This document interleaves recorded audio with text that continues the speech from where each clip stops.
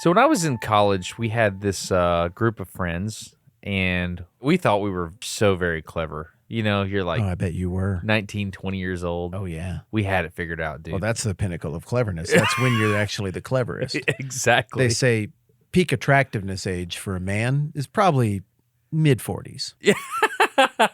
Well, for now. That number's always getting updated. Yeah, new I know. Studies. You never know. I've heard that it's going to be late 40s soon, but they don't know for sure. The scientists Got it. But peak cleverness and total intelligence and knowledge of the world, Yes. they say that's 19 to 19 and a half. Really? Yep.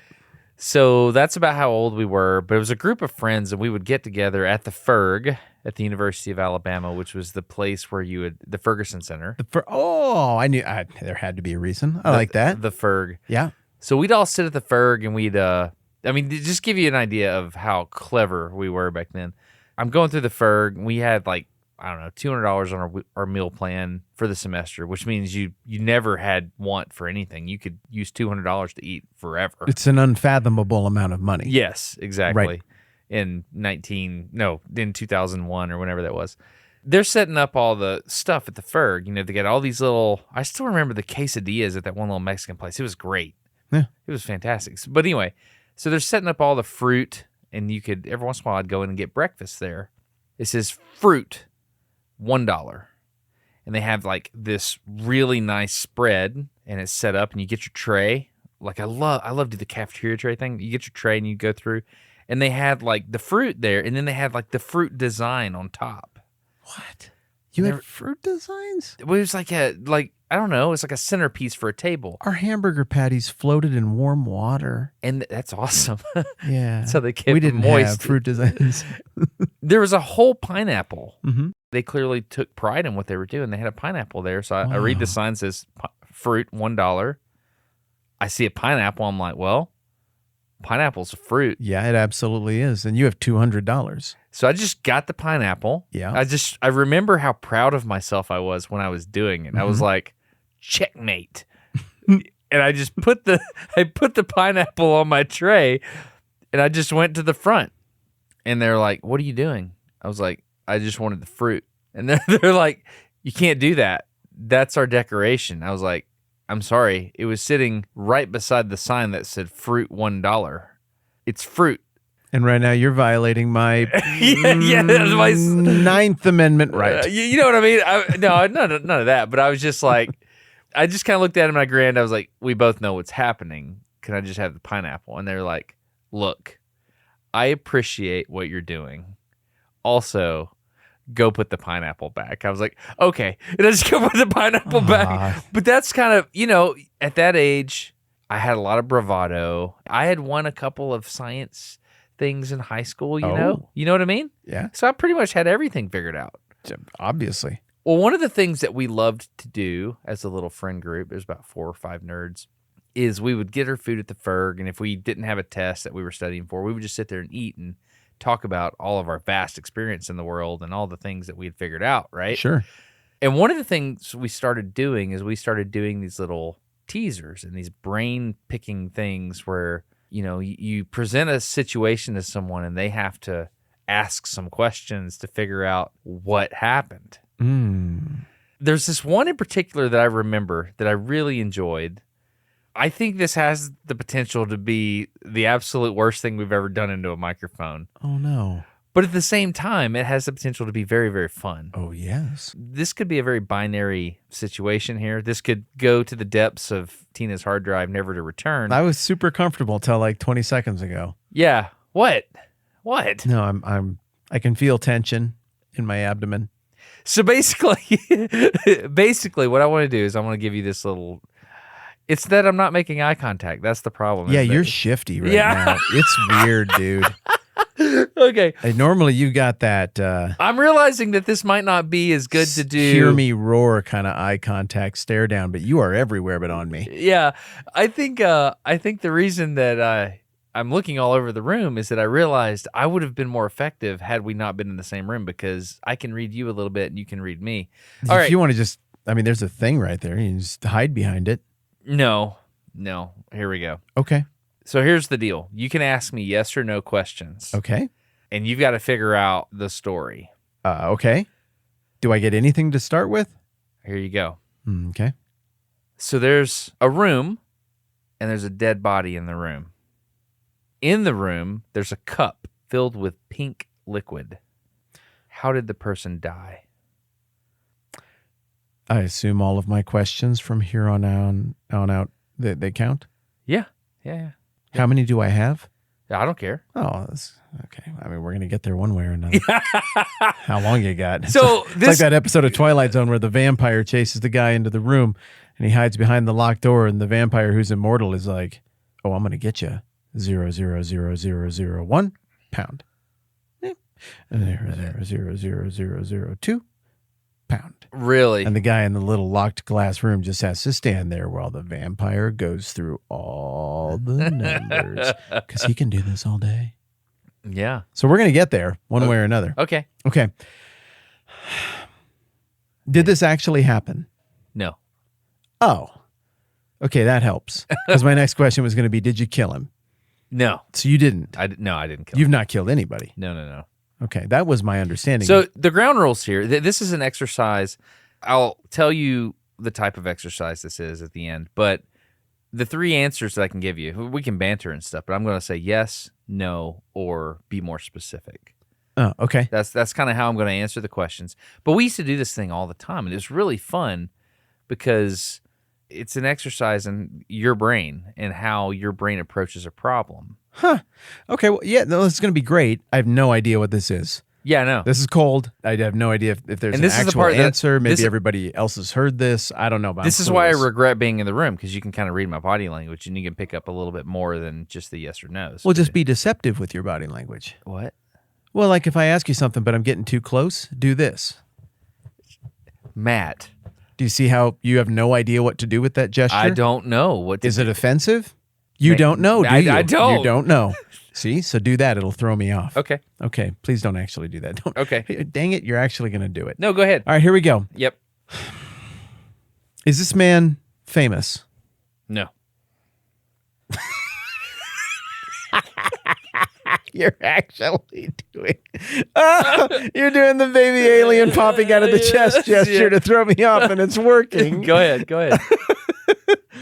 All right. I think this already stinks. I think we've already. No, I think this is phenomenal. All right, go ahead. All right. Did he die of natural causes? No. All right. That's a great question. No. All right. Are there any obvious signs of injury, trauma, or struggle on his body? Yes. Is he clothed? Yes. Is he fully clothed? See that one. We'll say yes. Yes. Okay. Okay. All right. Does the room have access to the outside? Does it have doors and windows to the outside? Be more specific. Can you walk immediately from this room to outside of the building? What Irrelevant. do you mean? Yeah. Yes. Okay. So we're just going to picture that it's a room like that. Sure. Is this room in the United States of America? Yes, it is. It Okay. is. Yeah, it is. Did this happen during my lifetime? Yes, it did. Yeah, sure. You see what I'm doing? Yeah, I do. Yeah, you're being annoying. But go No, ahead. what? No. Yeah, it's annoying. Go ahead. Keep going. Being it. Keep going. Keep going. How? Wait, stop. We're in a fight. How am I being annoying? I'm just throwing you off right now. That's what I'm doing. Oh. Yeah. Keep going. Oh, so you're being annoying. Yeah, I am. Okay, well done. Okay. I didn't even know to be annoyed. Yeah. All right. Is the pink liquid drinkable? Yes. Is it safe to drink? Yes. If I drank the contents of that glass of pink liquid, Mm-hmm. would I suffer bodily harm? No. Okay. Is the container of pink liquid full? No. Okay. It's pretty awesome, isn't it? This is awesome. Is there a bed in the room? Be more specific. Is there a bed in the room? Yes. Okay. What would be a more specific way to ask that question? Every once in a while, I'm just poking you. Go ahead. Okay. All right. Yeah. Poke back. Yeah. Okay. All right. Is the dead man on the bed? No. Is the dead man on the floor? Yes. Is the dead man face down? No.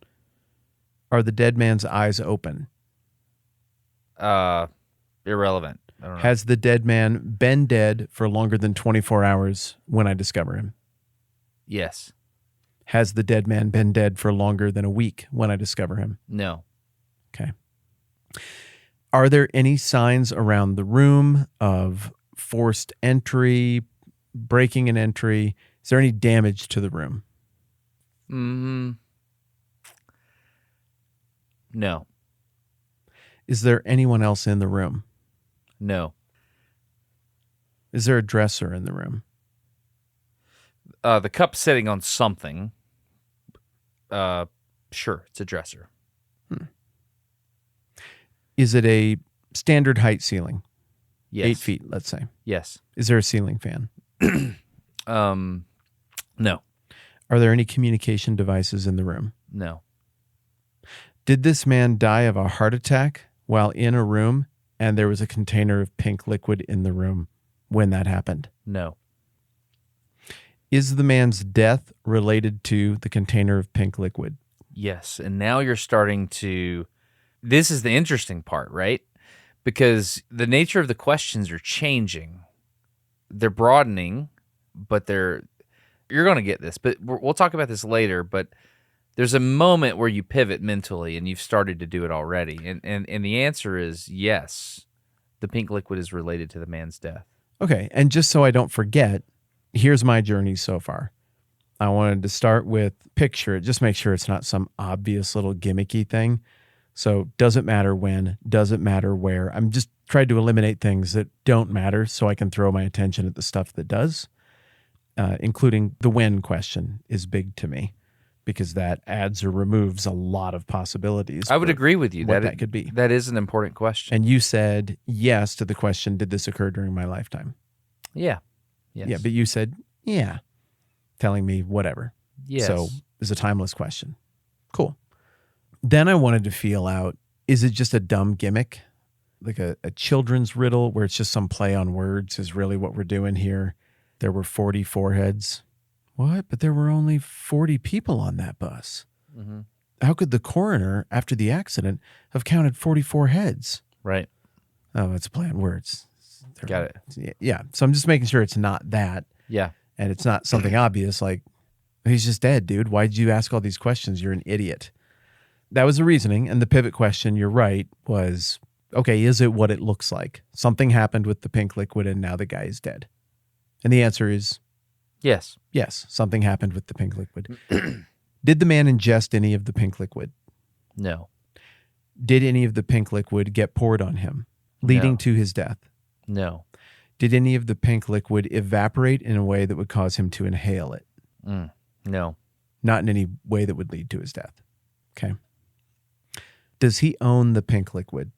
No. Did he own the pink liquid before he died? Yes. Did his wife inherit the pink liquid from him after he died because of an overly elaborate and well-crafted will that anticipated this type of death? No. Okay. Again, that was just check. That's an absurdity check. Cool. Okay, he did own the pink liquid. Did his not consuming the pink liquid lead to his death? No. If he had consumed the pink liquid, would he still be alive? If he had consumed the pink liquid, would he still be alive? No. I mean, that could be misleading. So. Okay, but I can ask anything here, right? Yeah. Keep it coming. Did he die of asphyxiation? No. Did he die of strangulation? No. Did he die of internal organ failure? Be more specific. Did he die of a heart attack? No. Did he die of an aneurysm? No. Did he die because of some sort of trauma, blunt force? No. Did he die because of ingestion? No. That being, he ingested something he should not have. No. Did he die of natural causes? No. Thought I'd already asked that one, but the way you were shaping it up, it's a double check. And Did he die of electrocution? No. Was he alive once? Yes. Now we're pivoting. So we're pivoting. I'm not going to call it panic mode, but it's like you're like, okay, there's something here that I'm not seeing, and I've got to try to figure it out. It's like climbing a wall and you need a toe hold and you're looking for it. This is interesting watching your mind do it because you're really good at this. Keep going. If I walked in and saw the situation, would it be immediately evident to me, in your estimation, knowing my capacities, what happened if I saw it? Yes. Did the room move in some way when he died? No.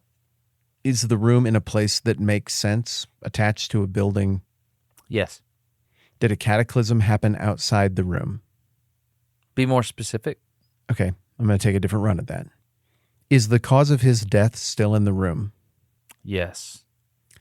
Is the cause of his death that is still in the room connected to something else outside the room, and it wouldn't be the cause of his death if it weren't for that other thing external to the room working in conjunction? Yes. There we go. That was a complicated one. I've never had anyone ask that question in this. That was a very complicated question. And the answer is yes. If I were to go to other rooms in the same neighborhood, in the same city, in the same county, would I find other people dead in the same way? No. Was there something unique to this man's physiology or physical condition that made him particularly susceptible to whatever killed him? No. Would it have killed anyone? Yes. Even a person in prime health would be dead Yes. from what happened. Yes. Okay. Was he murdered? Yes. Is the murderer still alive? Yes. Did the murderer try to hide the fact that they committed a murder? Yes. Is the pink liquid part of that deception? Yes. That's a hard one. Does the motive of the murderer matter? No. Okay. Did he know the murderer? Yes. But you shrugged. Okay. Yeah. Irrelevant. Okay. We're not going to go through the whole backstory of why it took place. But you would if you were actually trying to figure it out and you didn't know the answer. Yeah, you would. Okay. Did the murderer kill anyone else? No. Has the murderer ever killed anyone else? No. Jerk. Did the murderer plan this in advance? No. Did the murderer see an opportunity and seize it in the moment? Yes. Did the opportunity have to do with a coincidental accident unfolding at the same time? No. Did the opportunity have to do with an atmospheric event outside the room? Yes. Is the atmospheric event common enough that we see it once a year? Yes. Is the atmospheric event a thunderstorm? No. Is it a snowstorm? Yes. Is the pink liquid antifreeze? No. You said I could drink it. Did the deceased freeze to death? No. Was the deceased crushed? No. Did the accumulation of snow directly lead to the death of the individual? Be more specific. Did the accumulation of snow enable the murderer to get away with what they wanted to do anyway? Be more specific. That means I'm close. That's good. Did snow physically factor into the death of the man? Be more specific. Did ice physically factor into the death of the man? Yes. Is the man bleeding or cut in any way? Yes. Was the man stabbed with ice? Yes. Is the pink liquid a mixture of the ice and his blood? Yep. This episode of No Dumb Questions is brought to you by RAYCON. They make earbuds that we both like. Hey, Destin. Yeah. Guess what I'm listening to you on right now? If I had to guess, I would say it's a conch shell that you found on the beach that somehow is connected to your little Roadcaster mixer board. Am I right about that? Well, no, that wouldn't make any sense at all. That's just not how electronics are. It's an empty housing of a formerly organic thing. It's not. Is that where sand comes from? Like the sand on the beach. Is it basically shells? Isn't it just tiny little baby rocks? Yeah. What? Some of it's shells, right? Like, I think that's how it is. Because you can buy live rock and like a certain type of sand when you keep saltwater fish. So maybe it's just ground up shells mixed with little tiny baby rocks. We should know this. I feel stupid for not knowing this. So it's not a conch I'm going shell? with little tiny baby rocks. I don't know. It's not a conch shell at all. It's my studio monitor headphones that I use whenever we record. Oh, okay. Because it goes clear over my ear, and then people can't hear when you talk in my microphone. Oh. But do you know what I would use if I wasn't recording a podcast right now and I was just like out working on something and we were talking? What would you use? A conch Well, it'd be shell. RAYCONs, and that's the sponsors of this episode. Yeah? Do you see what I did? I do. You made it. You fit it right in there. I fit it right in there. You threw a lot of hurdles in my way, but I would not be thwarted.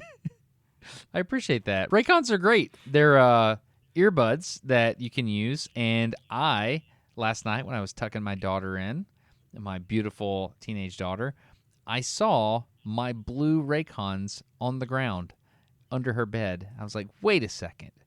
You stole my Raycon. Why? That's where they've been. And so, yeah, that's the problem I have at my house. They're so good that everybody steals them. And so I uncovered a pair last night, and I was excited about it. It was the kind that had the little pill. You charge the pill, and then the pill charges. I call it a pill. It's a little storage box. It charges the earbuds, and the earbuds go right in your ear, Bluetooth, syncs up to the phone. I would say there's two technologies in my life that betray me more than anything else. One of those is Bluetooth. Okay. And Raycon somehow has avoided that. They have figured out how to make the Bluetooth pairing thing on a phone just work perfectly. But the other technology that has really betrayed me is those syncs that automatically detect when your hands are there. Those don't work for me. I was sure you were going to say laser back acne removal. No, it's not. Because that has betrayed you. It's not working, dude. Raycons are great. The Bluetooth works perfectly. So you just open up the little box. They magically connect to your phone.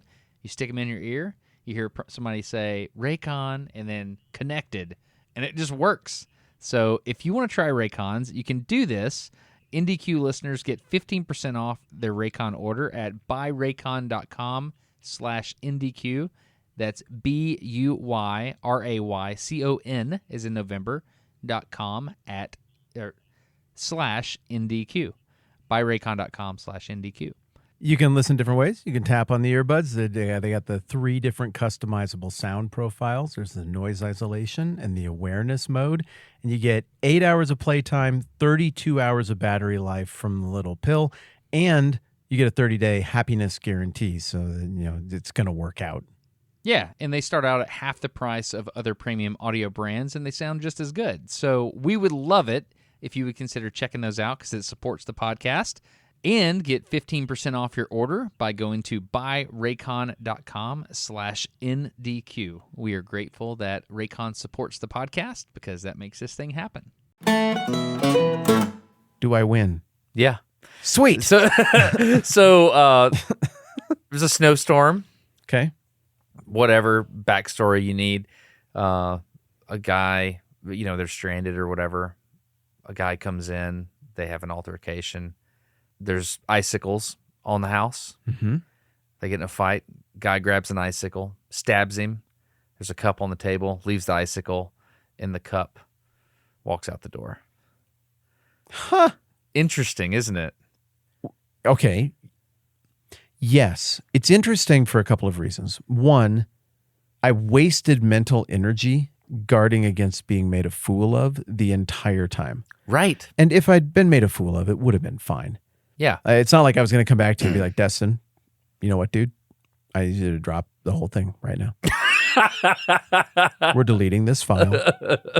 No one makes an idiot of me on the internet. No one makes an idiot of Matt Whitman. Now No let's one go- makes me bleed my own blood. Now let's go watch that video where I dressed up like Pharaoh and shrieked into the camera a whole bunch. But it's a weird thing, right? My guard was up. Yeah, why is that? I don't know. And not terribly up. I mean, I had fun. Well, so we used to sit around and do these things all the time, and we would. It's an exercise in lateral thinking. I think Tom Scott actually has a podcast called Lateral. I got an email the other day from him. I need to reply to that. But it's an exercise in figuring out what's important and what's not, and what's adjacent to the thing that appears to be what's actually going on. I think this exercise keeps your mind nimble. And we, as 19-year-olds, we thought we were just the cleverest people in the world sitting around having conversation. We thought we were like talking about something that was super intellectual. You know what I mean? But I still find it to be fun. And the other day, someone did something like this for me, and they asked me this little riddle, and I got to sit there and play. And I was like, this is really fun. I was just reminded of that recently with our boys. They tried something like this, Yeah. That it was pretty cute because they didn't know the answers to the questions, but it was really fun. Did we ever find out what it was? No, we did not. We found out that it was 25 questions. Yes, which I didn't know that the 25 was an interval. I didn't know that was a denomination of question games. I thought it was 20 questions. 20 was it, but I was happy for the extra 5. We got to the point where we knew it was not a plant. Mm-hmm. But it was a tree. It was a tree, right? And it was either deciduous or a conifer. Yes, not totally positive on which one. And you cannot eat things from this tree, but you might eat. I mean, you could, but you don't. And it's in my parents' yard. Yes, or it was once, or it could be in the future. Yeah, and I was like, well, and then I named literally every species until we were out of questions, and then we lost, and now they're never going to tell us. And we're the losers. Have you ever done an exercise like this?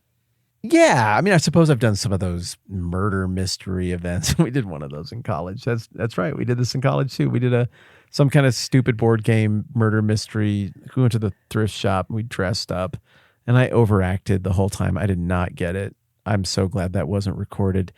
You know how you got those 20 or 30 things in your brain that right as you're going to sleep, you're like, remember that time at that murder mystery party when you overacted and you made an idiot of yourself in front of everyone? That's one of them. Oh, really? Yeah, I tried. Why is it? I mean, how can you overact at a murder I don't know. mystery party? I overacted. I was trying to we're all playing parts. Well, I shall be this guy. And I'm working on my character and his motivations, and it sucked. It was just embarrassing. No, the guy who tries to sing too hard at karaoke. I love things like this. I love these little brain teasers. And me too. Some of the most famous ones are Samson in the Bible. You remember that one? Well, sure. Like when he's goofing around with the Philistines who want to wreck him, or with Delilah. And yeah, those are brutal, though, man. They had a different formula back then in the ancient Near East for riddles. There was something about a lion. Yeah. Yeah. Do you know the riddle? Because I remember looking at that and thinking, I wouldn't do a very good job of figuring this one out. Remember, it was something about a carcass, like it's all dangerous, but it's sweet. Find it. There's a Bible right behind you. Let's find this. You're right. There is a Bible here. There's 5,000 behind you on the shelf. Yeah, there is. All right. I'm going to pick one here, and it's going to be good. We're going to use this Catholic one. I got this really attractive Catholic Bible. That looks like the Necromonica or whatever it's called. Does it not look like the Necronomicron? Yeah. What is that? What's that name of that movie? Evil Dead? Army of the Dead? Evil Darkness? Evil Dead, Darkness. Army of Darkness. Judges 14. Yes, Army of Darkness. Judges 14. What are you talking about? No, I don't know. That is. Are you just saying books and chapters from the Bible right now indiscriminately? Is that not it? Yeah, because I got one. Leviticus 19. There, I said one too. No, I just... No one should go look that up. It's not even funny. Samson's Riddle.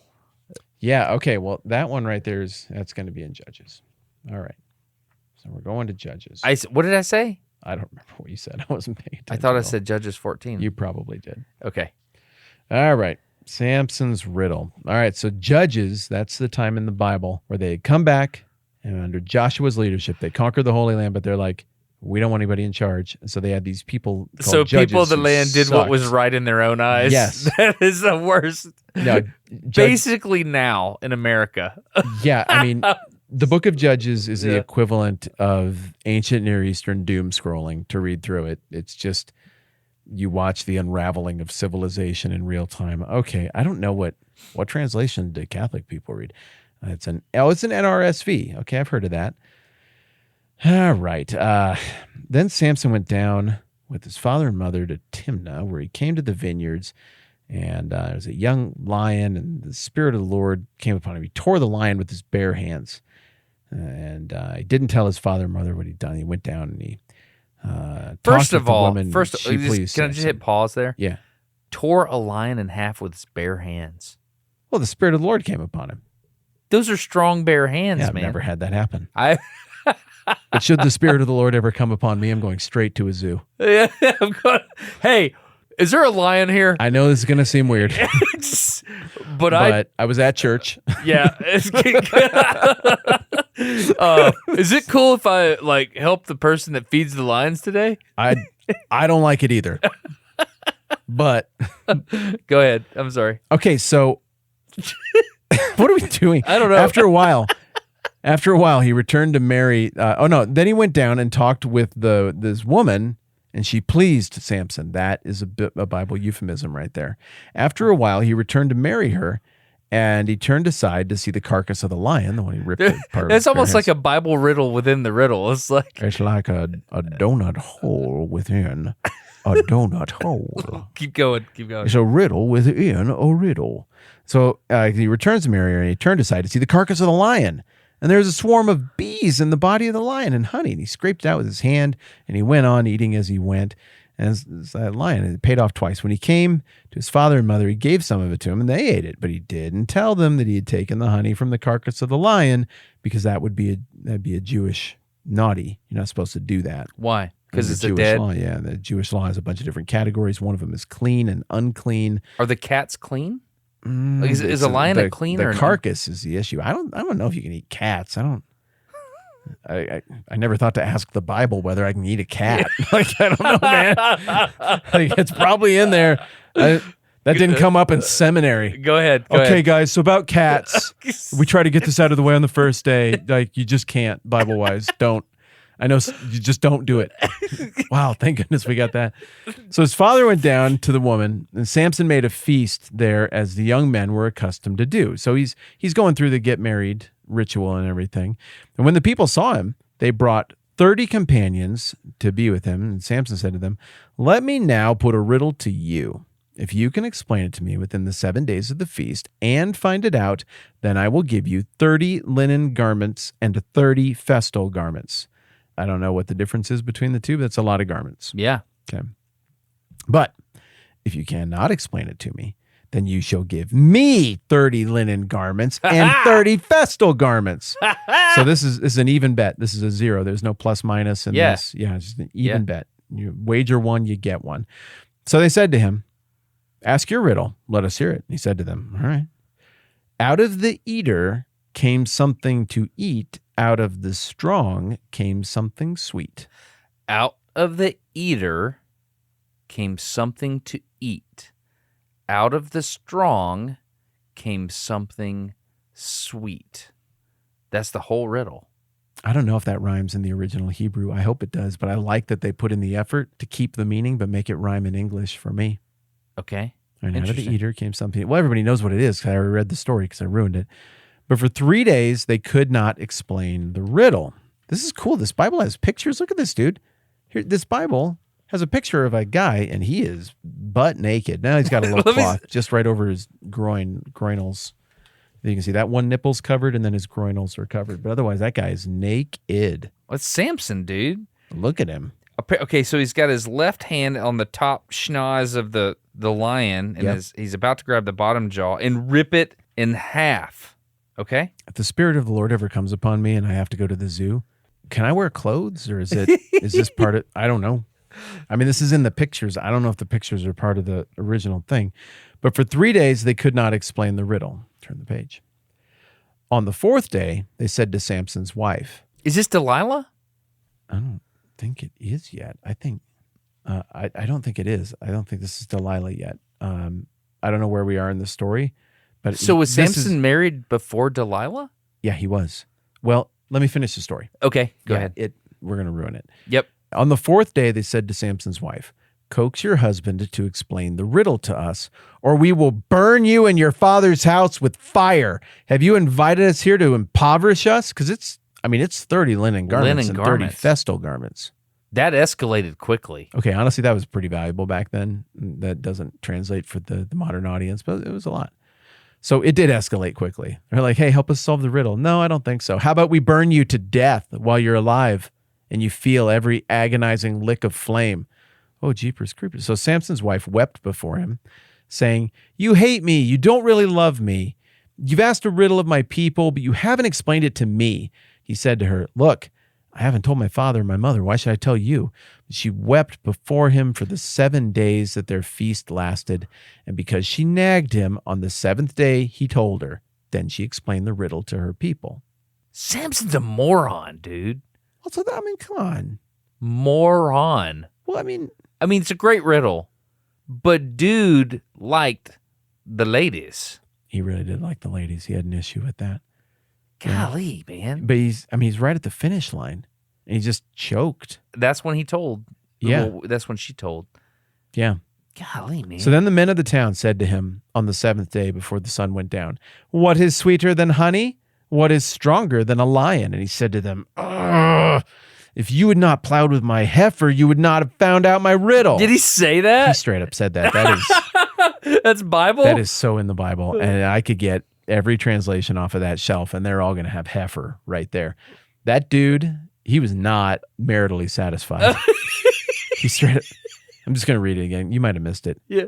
If you had not plowed with my heifer, you would not have found out my riddle. Dang, man. You want to know something crazy? What? I've heard some old people use that reference. What does it mean?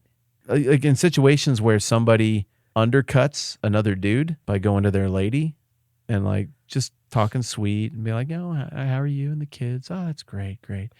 Oh, it seems like it's been a tough time for Dave or Daryl or Doug. It's always one of those.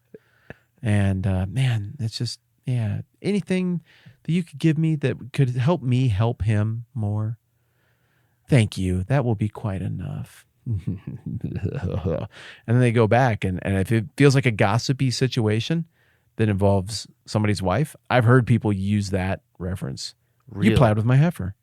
Dang, dude, I don't think that plays the way you think it. Like, I see why you're mad, but I don't think you should quote that Bible verse right now. That's not going to help. Oh man, that's fantastic. Yeah, thank you very much. I feel you know what that felt like. Tell me. That felt like sitting in the library at story time on my little square of carpet. We used to have these little carpet squares. Hey guys, story time, and we'd run and go get our carpet squares, and we'd set it down on the floor, and we'd sit crisscross applesauce. Oh yeah, right there on the carpet squares, and we would listen to story time. And I really enjoyed the way you read that. Thank you. Oh, thanks, man. Yeah. Now I know the phrase "plowed with my heifer." It's in there. Yeah, I'm gonna have a talk with my wife and say, "Listen, darling, if somebody tries to plow with you." No, I'm gonna go like, listen, we need to manufacture a situation in which you get information or you give information solely so I can look at this person and say, you've been plowing with my heifer. Would you be okay with this? And she would totally be like, yes, we will do this. She would. Yeah, it's so great. I think it'd be helpful to make an informational video called Heifer Plowing. What is it and how to know if it's happening to you? What are we doing? We're talking about the Bible.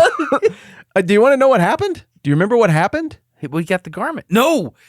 Is this the one where he tied the fire to the foxes? Oh, yeah. Okay, yeah, finish. Come on. Okay, I'd be happy to. I'm still on my carpet square. Yeah, no, stay on the carpet square. You crisscross applesauce still? I am. Let's go. Okay.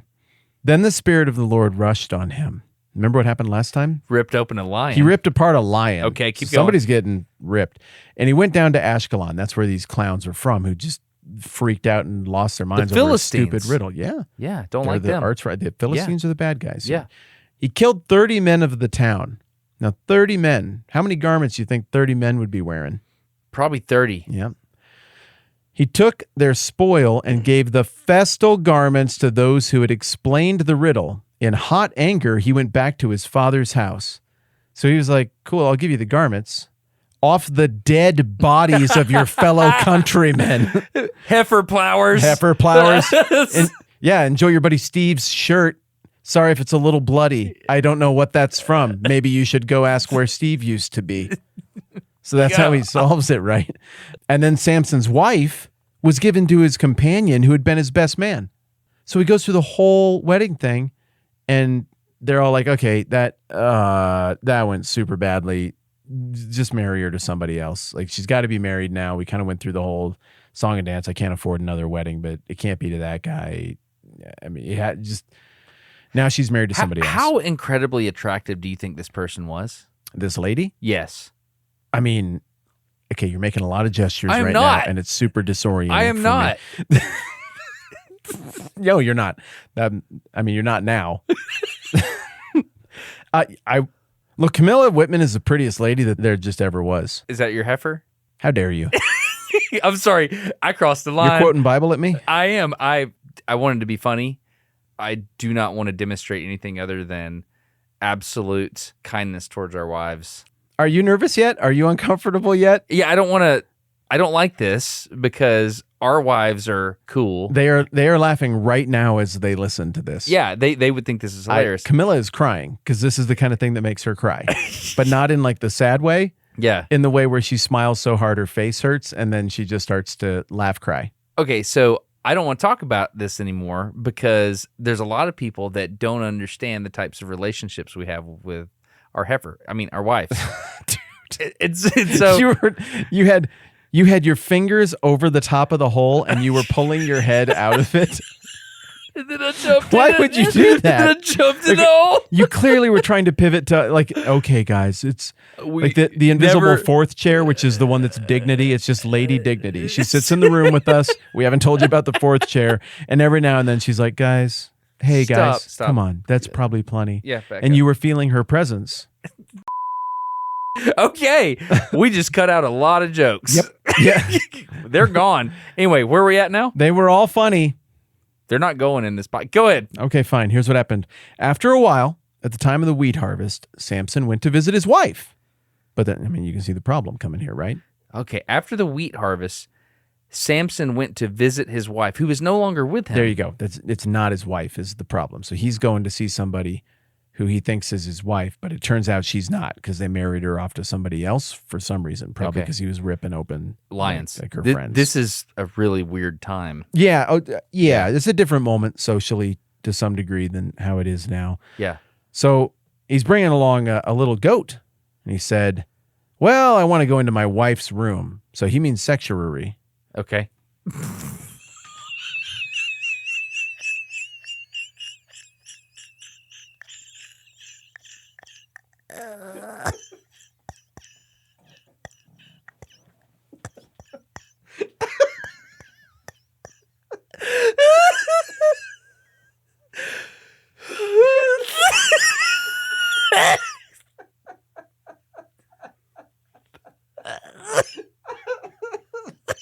I need to take off a layer. I can't breathe. I really like my wife, and I really like the Bible. I'm not trying to be disrespectful to anybody. I'm sorry I said sexuary.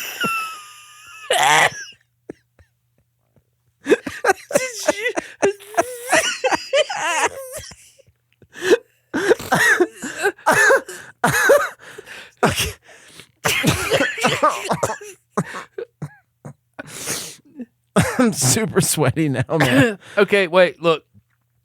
I'm super sweaty. It's literally It's a bad. tear on my face. I made you cry earlier by playing a nice song that I like, and you cried. And now I cried, but it was for a different reason.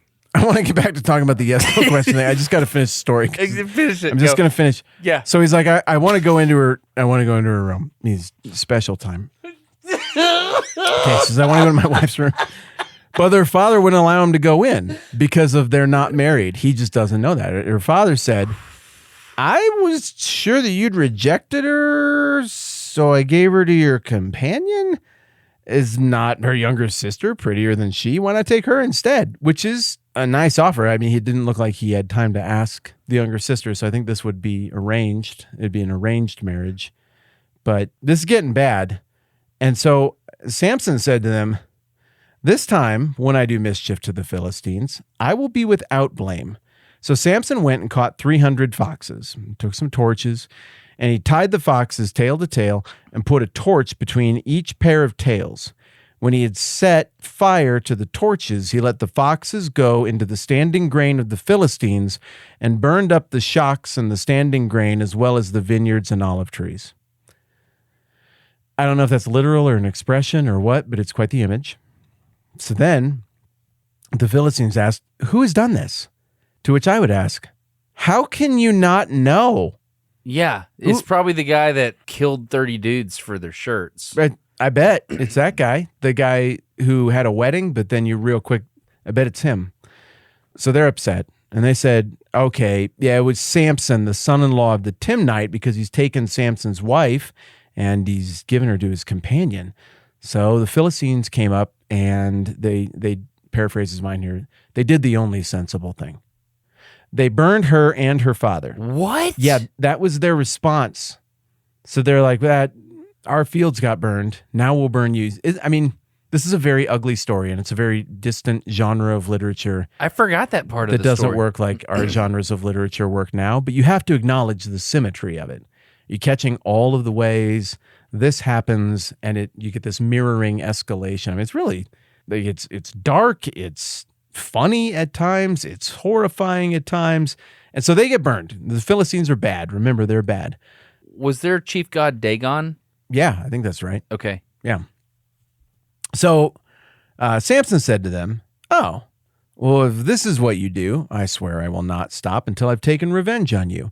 So he struck them down hip and thigh with great slaughter, and he went down and lived in the cleft of the rock of someplace, Etam. And then the Philistines came up, and now from here on out, it's like 2 or 3 chapters of just savagery back and forth and back and forth. And Samson is never presented as the good guy. He's always presented as a super compromised character who's almost like a caricature of this. I don't really understand the timeline. Is this before? This has to be before Delilah, because Delilah was his downfall. Yeah, Delilah's not even there yet. So he's actively warring with the Philistines before he falls madly in love with Delilah. Right. Who's a Philistine. Yes. And is willing to be in love with him after he clubs to death hundreds, maybe thousands of Philistines with a donkey jawbone. Wow. Powerful man, not that smart. Fair. So then the whole famous Samson and Delilah bit happens after that. Yeah. But it's funny when you look at the whole tragic story of Samson in the Bible, the whole thing flows out of him getting cocky and playing a game with a stupid riddle, like your little yes-no game. Yeah. And then it escalates into wholesale regional war. Did you think about that before you started asking me about the pink liquid and the guy in the room? I didn't actually think about that.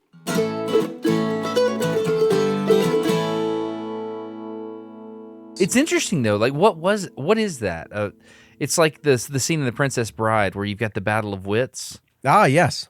And I know you're great at the Sicilian. You know, you're really good at the voice. I don't even know what you're talking about. You know what I'm talking about?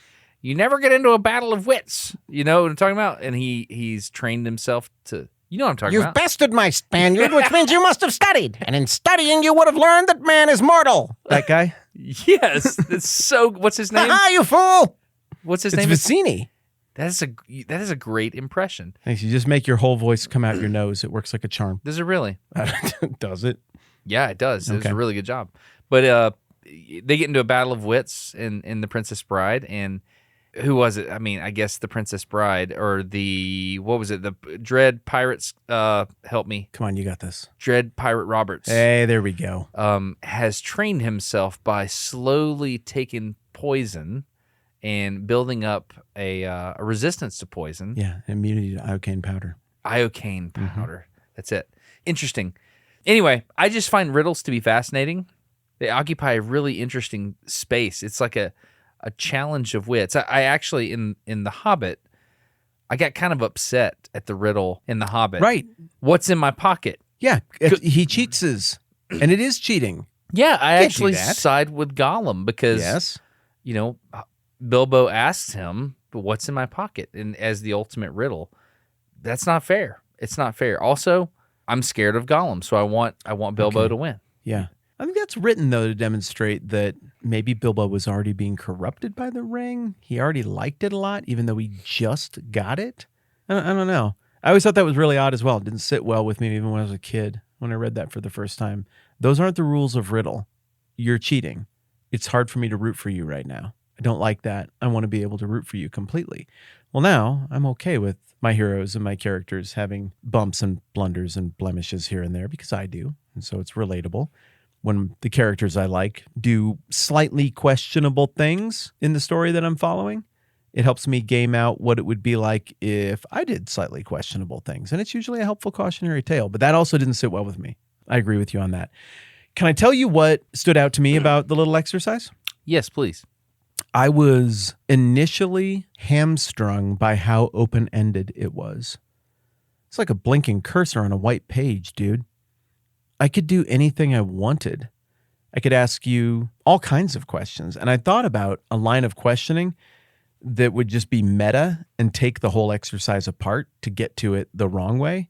But as soon as I detected that it wasn't a stupid trick to make me look dumb, it seemed like the fun way to do it was just to ask. Like a battle of wits, Yeah, but you're competing against yourself. right.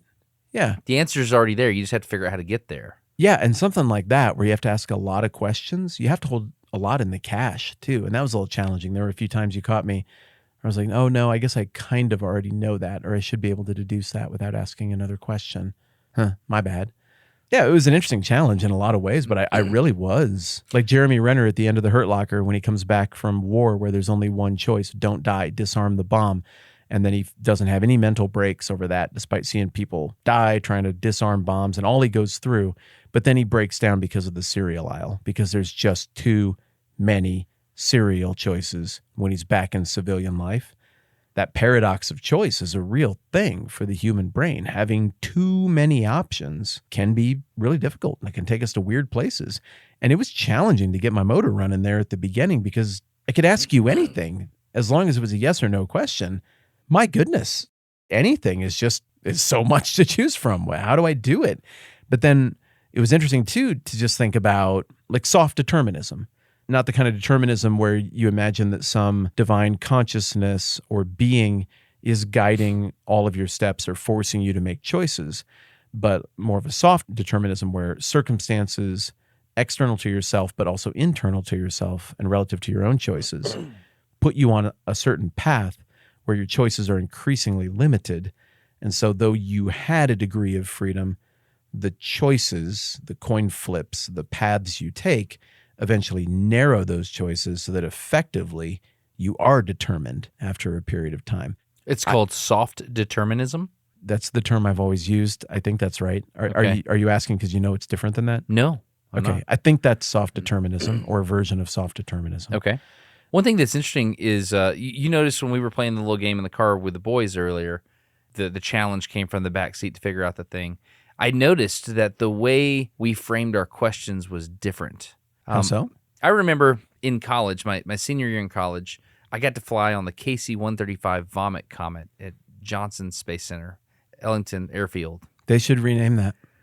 Yeah, well, the Vomit Comet was just, they call it the zero gravity, weightless wonder, all this stuff. But everybody that flew on it called it the Vomit Comet. Did it work on you? No. I took they gave us a pill. It was a anti-nausea medicine, or it was something for our vestibular ocular system. I don't know. Really? Just didn't puke. But there's video of me talking about it. They had a guy floating around in the zero G with a camera. I'm doing my little experiment, and I look up at the camera in 2003. I talked to the camera like I talk to the camera and Smarter Every Day now. It's really weird because in order to do this thing, you had to do a certain number of outreach hours. Okay. And we talked to a lot of like fifth grade classes and stuff like that. And I was used to standing up in front of these fifth graders and telling them about, oh yeah, this is what we're doing. This is why. And in that moment, it's almost like I could see the future watching it from now. Cause I can look back and I go, oh, yeah, so here's what we're doing. Actually, before we got on board, we had to take 2 types of medicine. One's an anti-nausea medicine, the other's for motion sickness, and they counteract each other in this way. And I'm talking, and I'm like, man, I was really comfortable talking to that camera. That's weird, because I had never done that before. Right. So anyway, long story short, at the end of the flight, this guy floats back. You have the 2 pilots up front, and you've got this jump seat right behind the pilots. And I don't know if it was the navigator or who it was, but I don't understand what jump seat means. I can't a picture jump seat's like a seat you fold down from the wall. Oh, like that the flight attendants sit in, Yeah. backs to the cabin That during landing. That kind of thing. Okay. In this particular aircraft, there was a seat right behind the pilots. Okay. On this particular flight, there were people from all different colleges all over the country. There were people from California, from Texas, everywhere. We just happened to be the ones from Bama. And so this guy floats to the back, and apparently they randomly selected people. And they selected this girl, and they selected me. They said, you two, come with me. Like, all right. And they pulled me to the front of the plane with this lady. And they're like, all right, here's the deal. Pilots have decided that one of you are going to get to fly in the jump seat on the way back, and you're going to get to see the approach and landing back at Ellington Airfield. I was like, whoa. Because otherwise I'm sitting in the back, buckled up in the airline-looking seats. Okay, there's 2 of us, though, and there's only 1 seat. He's like, here's how we're going to do this. You're going to guess a number 1 through 10. Whoever gets the closest gets to sit in the jump seat. Ladies go first. Okay, 5. He looks at her, says, all right, what's your guess? And she said, 2. Why would she do that? And to which I replied, 5. no, I said 3. Well, obviously 3. If Yeah. she'd already said 2, Yeah, but yeah. you'd lead with 5. Yeah, you lead with 5 if it's you, but she said 2, so I got to go second. Well, yeah. So I said 3. He just looks, he's like, you're in the jump seat. He didn't even tell us what the number was. He's like, you're in the jump seat. He's like, great. And I got to watch the landing, and it was amazing. But that was one of the only times in my life where an actual puzzle or riddle kind of played out. And it was like an immediate challenge, and you got to figure it out. And it's like you just got to, it wasn't iocane powder, but it was interesting. Those things rarely present themselves in life. Can you think of anything in your life where that's actually happened? Yeah, I can. I don't want to share it because it'll just sound know-it-all-y. But yeah, I can think of a couple moments where it was a social situation where if you happened to be able to quickly read what somebody was doing and unpack their riddle, there would be great benefit to you in terms of your social reputation in that circle. And I can think of a time where I was unestablished in a group I wanted to be established in, and a gauntlet got thrown down conversationally with a riddle of sorts. I didn't know the riddle. I haven't never heard it since, never heard it before. But I just saw the Matrix in that moment and blurted out the correct answer immediately, and it changed my social standing in that group. Why would you not tell me this? Why? Just tell me. I don't care. Okay, yeah, it doesn't matter. You don't have to tell me the social group. Just tell me what the puzzle was or whatever. I may be getting this wrong. This happened 2 times. Sure. One was very friendly, one wasn't. The riddle I remember is, when does 3 plus 3 equal 8? When does 3 plus 3 equal 8? I don't know. When does 3 plus 3 equal 8? It's not about numbers, clearly. It's about time. 3 plus 3 equal 8. Oh, when you put them side by side and you flip one of them around. Yeah, and you flip them around and you put them together. Yep, I grabbed a sheet of paper and I just drew it. Okay. It's like, when this happens, 3, flip this one, put them together. Okay. 8. That was it. It's not even hard or clever. In that moment, You saw it. that had social currency. Okay. Yeah, assuming I'm remembered the right riddle from that particular incident. It was that one or another, and I don't remember the other. So. I remember one at a 7th grade science fair. And this lady looks at us and she goes, how many polar bears are there sitting around the hole? Or something like that. And she rolled some dice. And there's like 5 dice and she rolled them. I was like, 2? 5? I don't know. Nope. And she picked the dice back up and she kept going. And we're like, what is going on? And then finally I just sat there and I saw her do it a couple times, like, oh. And it was, every time a 3 was rolled, there were 2 polar bears sitting around the hole. Because there was the center dot on the die. Every time a 5 was rolled, there were 4. Yeah. Yeah, and eventually I could see that. So only when 3s or 5s were Right. rolled. So if it's a 1, there aren't any. Yeah, and it was the polar bear's nose. But she dumbed it down because we were so young, and she basically told us how to do the riddle, and we just had to count dots, but we were, so young we didn't quite understand it. But there's something powerful about thinking a little bit askew. Are you familiar with the term averted vision?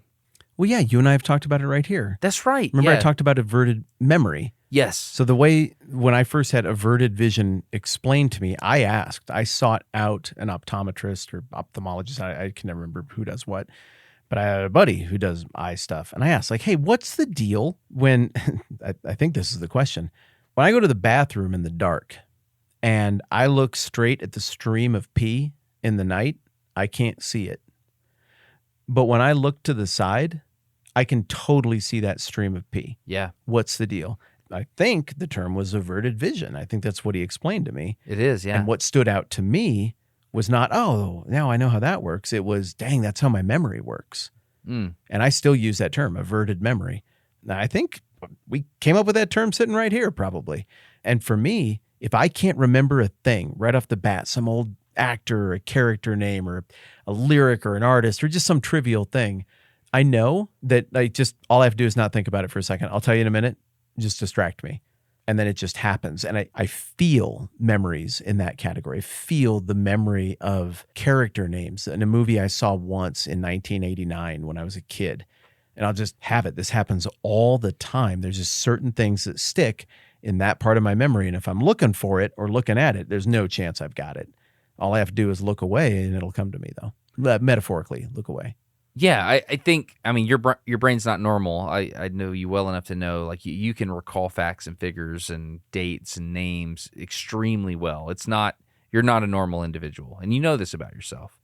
But I think this concept of thinking around a topic to try to get to a solution is interesting, and I think it's valuable, and I can feel it stretching my brain when we do it.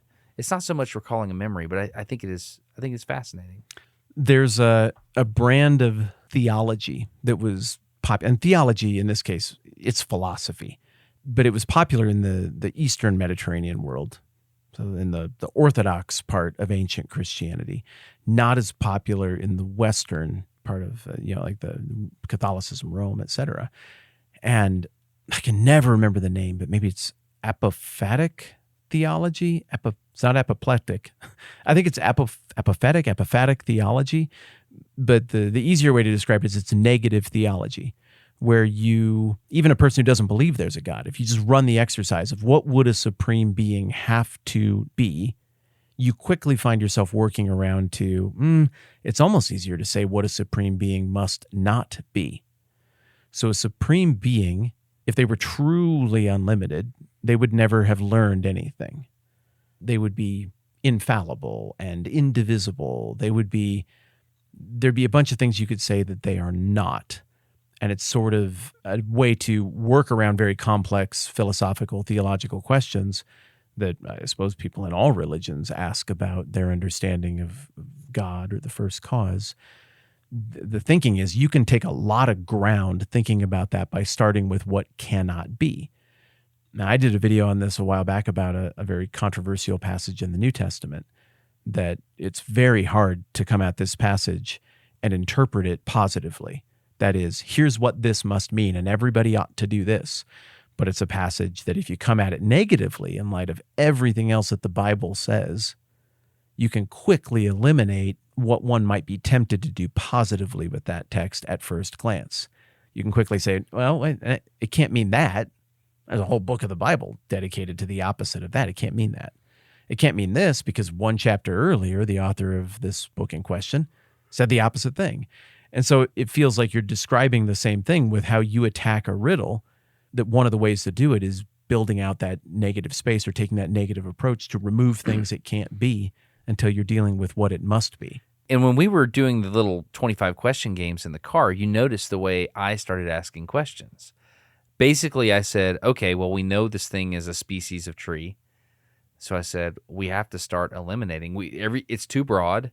And so what I said is, what can I do to lop off half of the options? And so I said, does the name of the tree start with A through L? Yeah. Which is a dumb question. I've never thought to do that. But what I did is I just eliminated half of the possibilities. And the reason I did that is because, I mean, if you think about dividing, I mean, you take 2 and you square it and you square it and square it. Pretty soon you're at almost infinity. You know, I mean, not all, you can't do that. You know what I'm trying to say? Mm-hmm. The same thing works in reverse, you know? And so that's what I was trying to do. And the one thing I try to teach the kids, the one skill I want my kids to, well, there's many skills, but one of the most important skills I want my children to know is how to troubleshoot something. And it can be something you don't know anything about. And that's kind of what we were doing with this, you know, how did the guy die? So you walk to a problem and you say, hey, let's make something up. The dishwasher's not working. Okay, well, let's start eliminating things. So we go to the broadest possible thing. What is required for a dishwasher to work? I need electricity, I need water, and I need a place for that water to go after the fact. I need these 3 things. Yeah. I'm going to start with electricity. You know, and then I'm going to go check the GFI breaker. I'm going to make sure the electricity is working with a voltmeter at the dishwasher. If I got little LED lights on the front, probably is working. Is the motor running? Is the pump in the dishwasher? Okay, I've eliminated all the electricity. Let's go to step 2. That's how I approach a problem and troubleshoot a problem, and it's served me well. And my dad taught me how to do that. Yeah, kind of his superpower. It is. Yeah, he's really, really good at troubleshooting, and he 100% taught me how to, especially things you don't understand. Like, what is this? Okay, what is its function? What is it trying to do? And what energy has to be input into it in order to do the thing it's trying to do? Okay, let's go to the source of the energy, and then let's start there and work from one end of the problem forwards. And we will eliminate things on the way. And so I think this little exercise, I just wanted to share this with you because I wanted to see how your brain attacked a problem like this. We got a little taste of it in the car playing with the boys, but I wanted to just see what your brain did. Huh. Yeah, so I was seeing how you did it. It was fun. There were 2 very interesting questions you asked. You said, did this person die from trauma? And then I just looked at you, and you're socially very intelligent, and I didn't answer you quick enough, and you know I don't like silence. You know that about me. I do. And so I just looked at you. And so you said, did this person die from trauma? Pause. Blunt force trauma. And I said, no.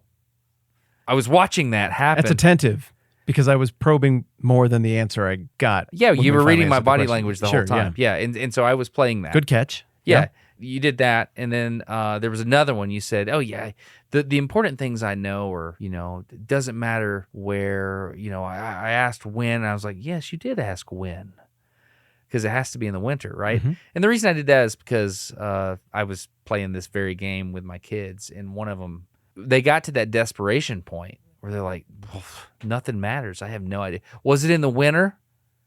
And I said, "Yes." Oh, really? They just threw that out. They just threw It was a out. Hail Mary. Was it in the winter? Huh. I said, yes, it was. And they were like, what? And then, you know, the gears just like, what? And they just focus on the winter, and they're like, what on earth? And so when you said, is it a snowstorm? I think you were thinking avalanche or snow fell off the roof or something. I don't know what. Or one of those weird lake eruptions where a whole bunch of gas rolls down over a place, and maybe it's the kind of gas that kills a person, but also changes the color of a limnic flood. Yeah, limnic flow. Maybe it changes chemically what the water looks like. But I don't know. It was fun though, wasn't it? Yeah, and the stakes were takes low. Your brain to a jillion places. I love the fun element of it. I also love that this is a very shaded area of our Venn diagram. So I took the test that you got to take to get into grad school. GRE. Yeah. And I did very well on one section. The sections are language, writing, and quantitative analysis. I did really well on the third one. I did just fine on the other 2, but not anything to write home about. That's not me. What do you mean? Theoretically, I should score the highest on the thing that you write because I like words and stories and narrative. Is that why the GRE vocab list is by the pooper in there? Yeah, well, I just sit in there and review words and stuff. Do you really? I just move different things in and out of that spot. You know what's sometimes that's in there, that Spanish vocabulary box there. Sometimes it's that Italian verbs book that you notice back there. I just rotate things through until I feel like I got that book down, and then most recently there is There was a book about how the U.S. figured out how to create the hydrogen. It was taming hydrogen. It was about the creation of the, oh my gosh, it's the upper stage, the Centaur rocket. So how did America figure out how to make hydrogen and oxygen rockets in space? That was one book I had for a while. And the second book, I rotated that one out. Most recently, I got a physical copy of the McMaster car. Do you know what McMaster car is? No, I don't know what that means. I'm so sorry that I have introduced you to this because you will end up spending money because of this. Oh. McMaster car is one of the most amazing things. I'll just say it for men. It is a place where you can, any widget you can imagine that you've ever imagined that you need, that's where you get it. I need a foot-long threaded rod. Whatever you say next, I want that. Yeah, exactly, right? Okay, threaded rod. Great. It's okay, so but you need a certain fine thread pitch, all the things. Yeah. You need a certain kind of Allen wrench, that's where you go. You need a detent pin, like those pins that go in things and you push the button. Oh, heck yeah. It's imagine 2 pages of that. Those are great pins. They are. Yeah, to stick in things. Yes. And yes. So it's amazing. And so this magazine, yeah, I would like that. It's incredible. And so I just have it right in there. I'm just like, man, this is amazing. Do you know what that GRE book or the Spanish vocabulary box is better than for toilet time? Twitter.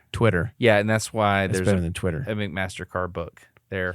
Yeah, it's Twitter. Better yeah. for your heart. Yeah, it's better. It's better for your heart. The point is, land the plane. We got to land the plane. Yes. I didn't like the way the thing I said before sounded. I got into it, and then it sounded like I'm proud of some stupid test I took a long time ago that doesn't matter. It's not why I'm bringing it up. What I'm bringing it up to say is that for me and my expectations for myself, only in one of the 3 areas the test examined did I think the results were in some way remarkable. I found it to be remarkable that I performed far and away the best, not on language and humanities stuff, but on the mathematical, analytical thinking stuff. That's what did it. And so what I love about the exercise that you just sprung on me is I think this is part of why we're friends. It seems like we're way, way different, but to me, history and narrative and philosophy, especially philosophy, and theology and art, all of these things have so much more in common with the stuff you're into than I think most people notice or would care to admit. It's all ordered. It's all ones and zeros. There's binary opposition in everything. You can break everything down to these little levels. And that is not to say that there is not beauty or meaning in that stuff, but the world that I live in is not just this haphazard slop of opinions and somebody got high and they painted a painting and we like the painting because they were just on something that day. It's more than that. There is no beauty formula, and I don't want there to be a beauty formula, but the realm of the abstract that people draw from to create, that people draw from to compose and to write and even to reason, that's real. It's real, Destin. That's an actual place. It's not actual in the same way that this room is actual. Plato thought it was even more actual than this room, and he might have had a point.